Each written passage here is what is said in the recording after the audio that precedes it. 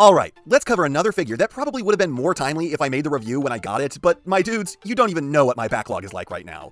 It's Legacy Animated Optimus Prime. But first, your likes! Please give and maybe subscribe.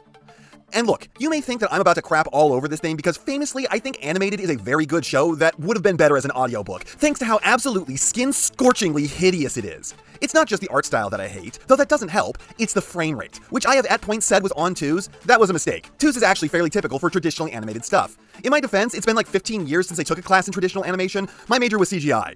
What I was trying to convey is that it's half the normal frame rate, and based on the tests that I've now done, Animated was on 4s, or 3s with a really weird rounding error. That would mean that there are anywhere from 50% fewer frames per second in Animated, or half as many frames per second, and I would argue that either is an unacceptable loss. But the great news about this figure is that it can't make my brain feel like its CPU is stuttering. It is a physical object in my reality that therefore doesn't cause me a migraine to look at.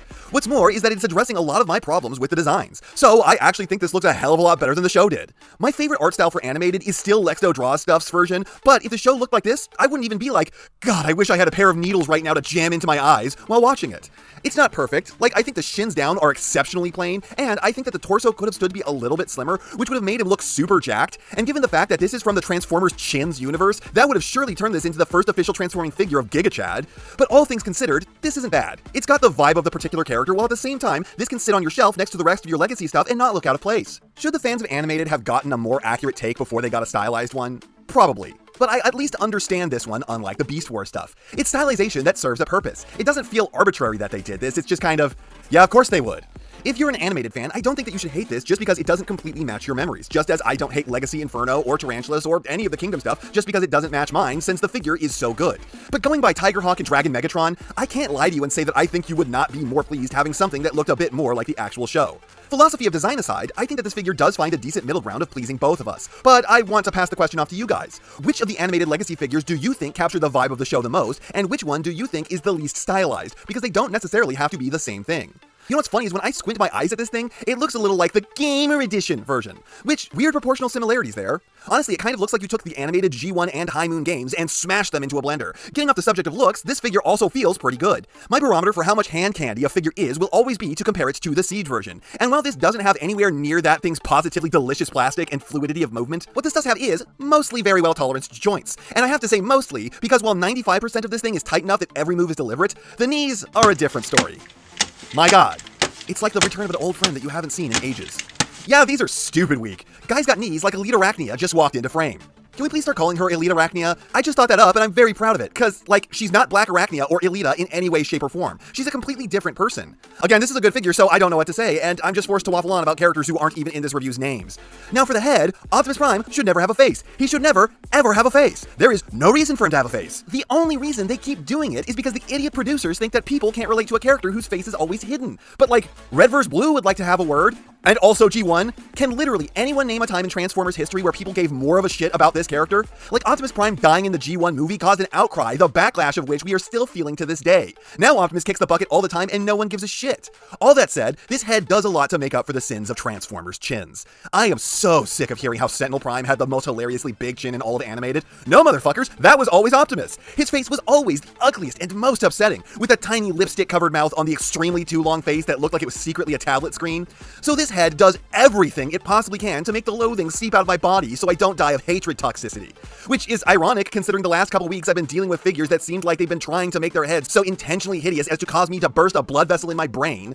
But what's this? A reasonably sized chin with a mouth that doesn't look like the freak mutation belonging to the child of two supermodels crammed all the way up into his brain through his nasal cavity? Sign me all the way up. This is actually decent looking and I almost want to cry in relief. I mean, I'd slap a faceplate over it in a heartbeat if I could, but my God, does this make me happy. So ultimately, I think this is a fairly good looking robot mode. It strikes a solid compromise between what Animated fans want and what everyone else wants, because there is almost no wiggle room there. You either love Animated's designs or you think they are the ugliest things you've ever seen in your life.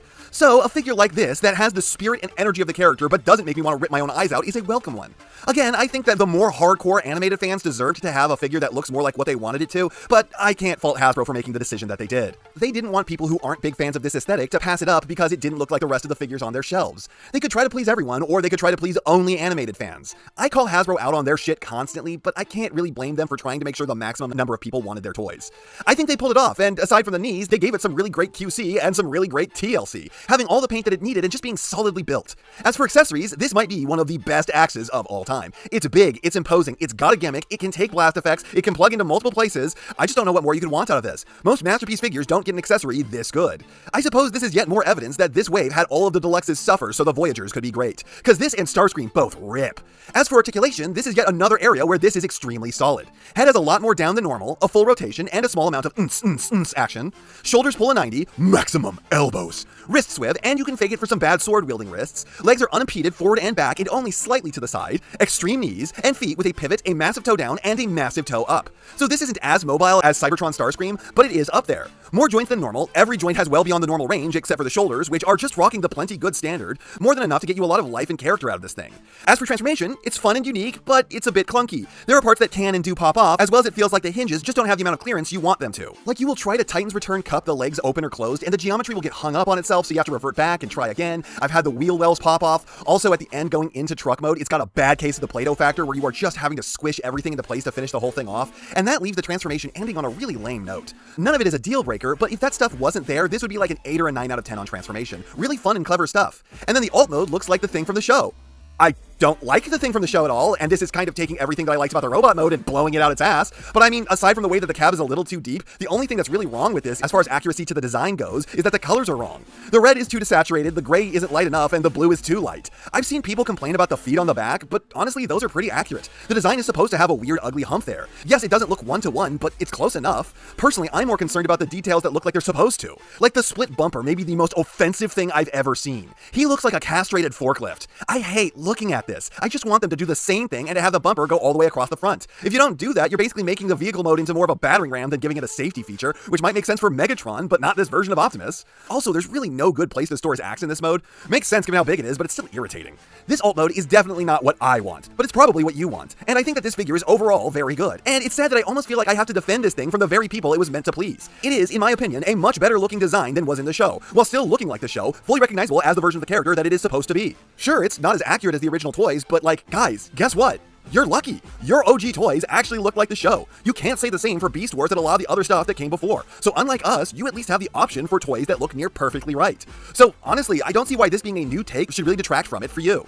One day Hasbro is going to release the perfect G1 Optimus, and they are going to have to start making stylizations from that point on. You guys just got there sooner than G1 fans. It's also got excellent posability and a fun transformation. Even if there are parts of this thing that I hate, there are no parts that I think are objectively bad. In fact, I think that this thing is basically universally good. I'm pretty sure that you won't be upset if you give this a chance. And before we go, let's thank a patron. And this time it's... How the fuck did Saichin get back on here, and how did I roll her again immediately? Okay, this time it's Dr. Wheeljack with MP Wheeljack. It's an older MP, but it checks out. Honestly, that might be in its favor.